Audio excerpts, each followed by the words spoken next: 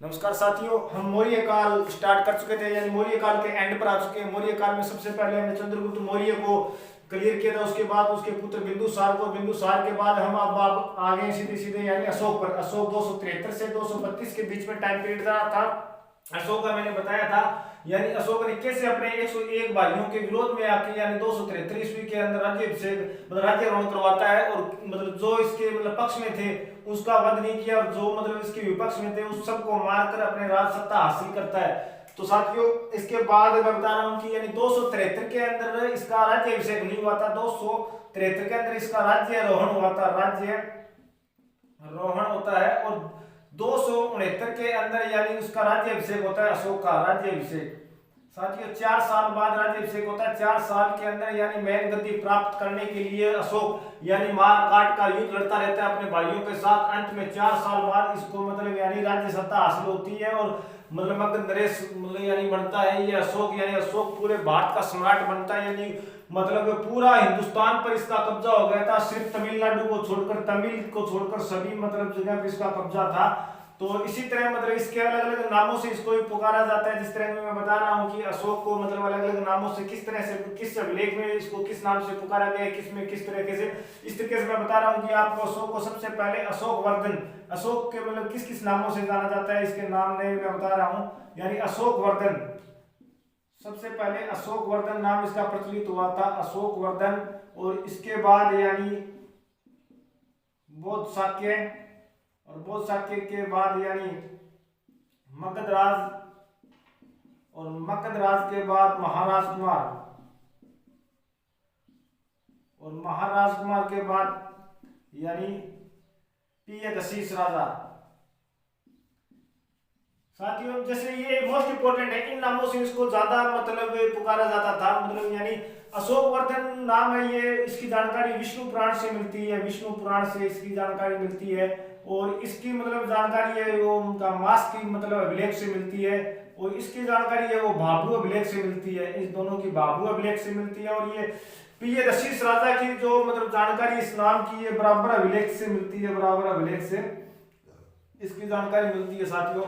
तो इस तरह इसको अलग अलग नामों से भी जाना जाता है। अशोक को मतलब अलग अलग नामों से जाना गया था। अशोक को सिर्फ अशोक के नाम से भी मतलब किस किस अभिलेख की जानकारी मिलती है, यानी अशोक था वो अशोक के नाम से यानी किन किन अभिलेखों में जाना जाता था वो भी मतलब यानी एक काफी मोस्ट इंपोर्टेंट क्वेश्चन बनता है इसका। अशोक यानी इसका एक तो मास की मतलब जो अभिलेख है उसके अंदर इसकी जानकारी मिलती है, और इसके बाद एक गुजरा अभिलेख है, गुजरा अभिलेख के अंदर इसकी जानकारी मिलती है, गुजरा के बाद मैतूर में मिलती है, और इसके बाद अडेवाल के अंदर इसकी जानकारी मिलती है, जिसको इसको कई नाम से जाना जाता है इस अभिलेख को। मतलब मेन 3 है इसकी, मास्की, गुजरा और नेतुर।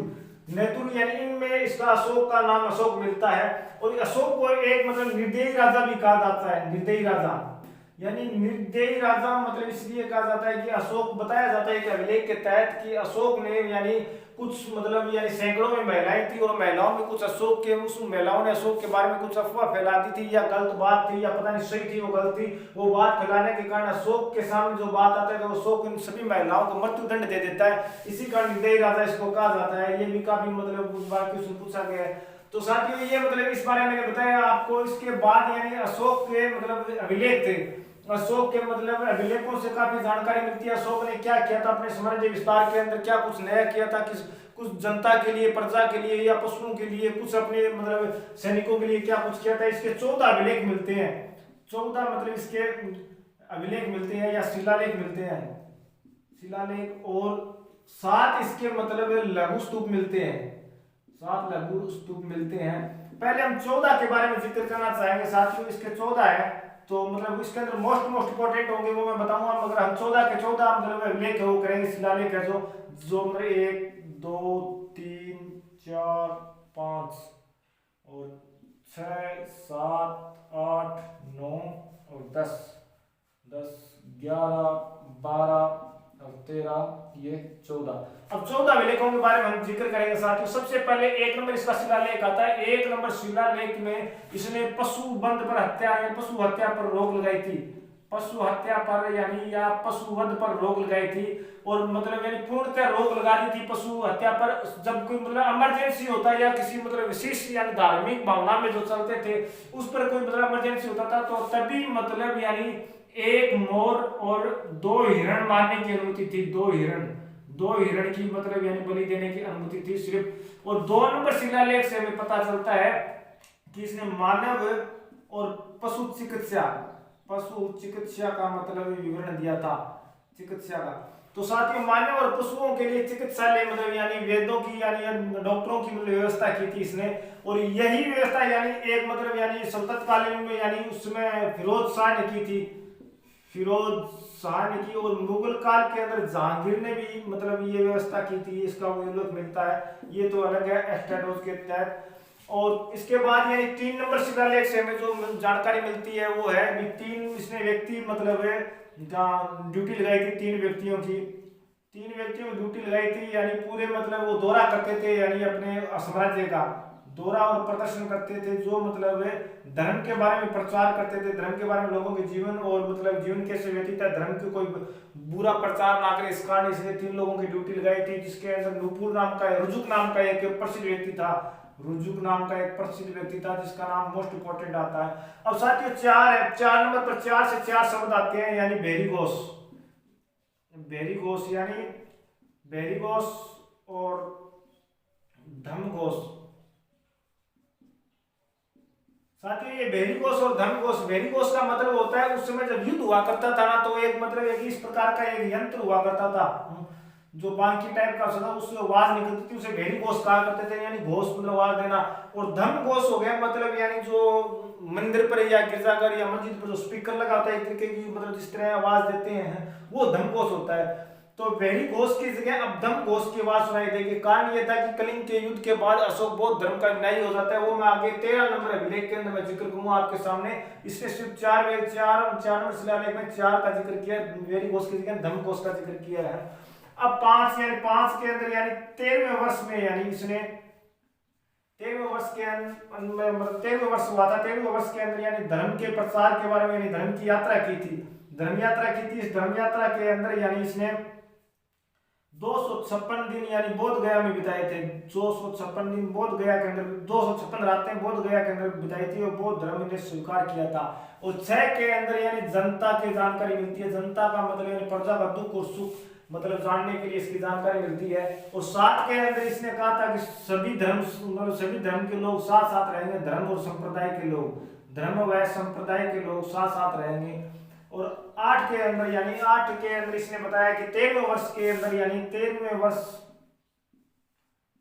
वर्ष के अंदर इसने यानी धर्म की यात्रा के तहत धर्म के कुछ अलग अलग उल्लेखों का मतलब विवरण मिलता है, यानी इसने यानी धर्म के प्रति शिलालेख हुए थे, धर्म के प्रति काफी जागरूक हो गया था। वही मतलब जैसे पशुओं पर प्रतिबंध लगाने के बाद यानी किसी मानव का तस्करी या जो भी मतलब महिलाओं पर जो उनका तस्करी हुआ करती उस पर रोक लगाए, किसी भी प्रकार की कोई मतलब दिक्कत ना हो। लोगों के अंदर इसने यानी भेंट और शिष्टाचार मतलब समारोह होता था, उस समारोह में इसने प्रतिबंध लगा दिया था। और 10 के अंदर यश और कीर्ति मतलब किसी व्यक्ति के जाने पर यश कीर्ति समान समारोह होता था, उस पर भी इसने रोक लगा दी थी। और 11 के अंदर यानी धर्म को सबसे ज्यादा मतलब बेस्ट बताया गया, इसने धर्म को सबसे ज्यादा बेस्ट बताया था, यानी इसने धर्म के बारे में बहुत ज्यादा मतलब ज्ञान दिया है इसके अंदर। और 12 के अंदर यानी जो शिलालेख 12 मिलता है, 12 के अंदर यानी किसी भी धर्म का कोई भी व्यक्ति मतलब यानी उसका दुष्प्रचार नहीं करेगा, कोई भी धर्म का या विरोध नहीं करेगा, यानी धर्म विरोध के बारे में बताया, कोई भी व्यक्ति धर्म का विरोध नहीं करेगा। और 13 के अंदर आता है मतलब यानी 13 के अंदर उस समय 261 की बात आती है, 261 के अंदर यानी कलिंग का युद्ध होता है, उस समय कलिंग के युद्ध के अंदर एक तरफ तो था राजा नंदराज और एक तरफ था अशोक था। इनका मतलब क्या है कि 261 के अंदर युद्ध होता है, बिसा के अंदर, इसमें अशोक ने ये युद्ध जीता था। अशोक जीतने के बाद तोसली नामक राजधानी पर कब्जा कर लेता है और इस राजधानी पर कब्जा करता है तो बताया जाता है कि साथियों ये युद्ध अशोक की जिंदगी का सबसे बेस्ट युद्ध था। इस युद्ध के अंदर यानी अशोक मतलब यानी युद्ध समाप्त होने के बाद जब रणभूमि में गया था तो बताया जाता है कि हमले के तहत यानी 1 लाख जनता यानी 1 लाख सैनिकों का वध हो चुका था और 1.5 लाख सैनिक थे वो मतलब घायल थे। यानी एक उसमें मतलब 1 लाख सेना का वध हुआ था। वो सैनिकों की विधवाएं मतलब विलाप कर रही थी। ये मतलब वो विलाप यानी बताया जाता है कि शिलालेख के आधार पर कि अशोक के दिमाग के अंदर यानी कानों के अंदर वो गूंज सुनाई दे रही थी। इससे अशोक मतलब पागलपन का शिकार होने जा रहा था। इसी कारण उससे पहले इसने यानी जारी कर दिया था कि मैं आज के बाद यानी वेरी घोष की जगह धर्म घोष की गूंज सुनाई देगी। यानी वेरी घोष यानी युद्ध की मतलब रणनीति है, युद्ध की आवाज की जगह धर्म की आवाज सुनाई देगी।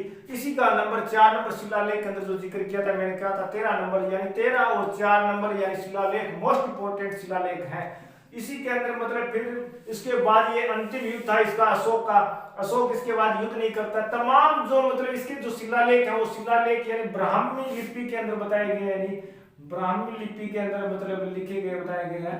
और सबसे पहले इसके मतलब यानी इनके शिलालेखों की खोज की थी। वो खोज मतलब यानी 1750 ईस्वी के अंदर एक टिप्लेंतर नाम का व्यक्ति था। टिप्लेंतर नाम का एक व्यक्ति था। इसने खोज की थी दिल्ली और मेरठ में मतलब यानी इसके बाद इसने मतलब 1837 के अंदर जो सबसे पहले पढ़ा गया था वो जेम्स प्रिसेप्स था। इसने मतलब दिल्ली और टुकड़ा को पढ़ा था यानी इस अभिलेख को पढ़ा था। और सबसे मतलब पहले खोजने वाला जो था टिप्लेंतर था और सबसे पहले पढ़ने वाला व्यक्ति था वो मतलब यानी जेम्स प्रिसेप्स था साथियों। इसके बाद मतलब यानी इसके समय अशोक के समय एक यानी तीसरी मतलब बौद्ध समिति का आयोजन हुआ था। तीसरी बौद्ध समिति के समय यानी पाटलिपुत्र इसकी राजधानी थी। पाटलिपुत्र के अंदर इसकी मतलब आयोजन किया जाता है। इस समय यानी अशोक खुद अध्यक्ष था और इसकी मोगलीपुत्र यानी जो इस बौद्ध समिति के गुरु थे मोगलीपुत्र के निर्देश के अंदर तीसरी मतलब बौद्ध समिति का सफल आयोजन किया जाता है। और मतलब टोटल 4 बौद्ध समिति हुई थी। इसका 3 का जिक्र आगे यानी कनिष्क कालाशोक अशोक के समय अजातशत्रु के समय हुआ था वो उसका बाद में जिक्र करेंगे। मतलब इसके समय तीसरी बौद्ध समिति थी वो मोस्ट इंपोर्टेंट बताई जाती है। और इसके अलावा मतलब इसकी ब्राह्मी लिपि का मैंने जिक्र कर दिया है। अशोक ने अपने मतलब यानी महेंद्र जो इसका पुत्र था वो भी मतलब क्या है कि संघमित्र और महेंद्र नाम के 2 पुत्र थे। वो भी बौद्ध धर्म को अपनाया था, बौद्ध धर्म का अनुयायी बन गया था अंत के अंदर। मतलब यानी इसी समय यानी अशोक के साथ साथ इसका मतलब टाइम पीरियड मौर्य काल का समाप्त होता जा रहा है। जो कुछ मतलब साम्राज्य विस्तार की और मतलब वो बातें वो अगले चैप्टर में मैं क्लियर करूंगा। धन्यवाद साथियों। मेरा channel like and comment subscribe जरूर करें। सुभाष सैनिक साथियों धन्यवाद।